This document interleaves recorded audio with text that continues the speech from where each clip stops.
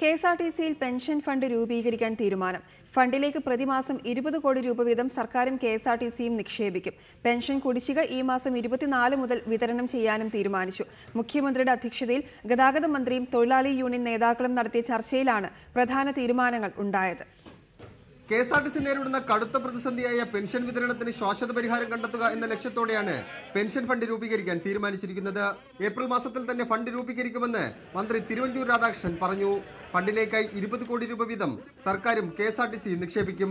Pension fund രൂപീകരണത്തിന് വേണ്ടി പ്രതിമാസം 20 കോടി രൂപ വെച്ച് കെഎസ്ആർടിസി ട്രഷറിയിൽ നിക്ഷേപിക്കുന്നതാണ്.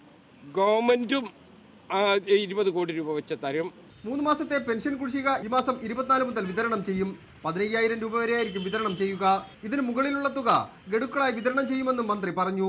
കെഎസ്ആർടിസി സർക്കാരിൽ നിന്ന് കടമെടുത്തിരിക്കുന്ന തുക സർക്കാരിന്റെ ഓഹരിയാക്കി മാറ്റാനും തീരുമാനിച്ചിട്ടുണ്ട്. 3 മാസത്തെ പെൻഷൻ കുടിശ്ശിക മാസം 15,000 രൂപ വരെ എല്ലാവർക്കും നൽകും.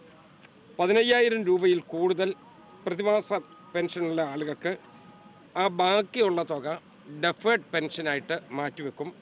കെഎസ്ആർടിസിയുടെ ലോൺ അത് ഗവൺമെൻറ് ഇക്വിറ്റിയാക്കി മാറ്റും.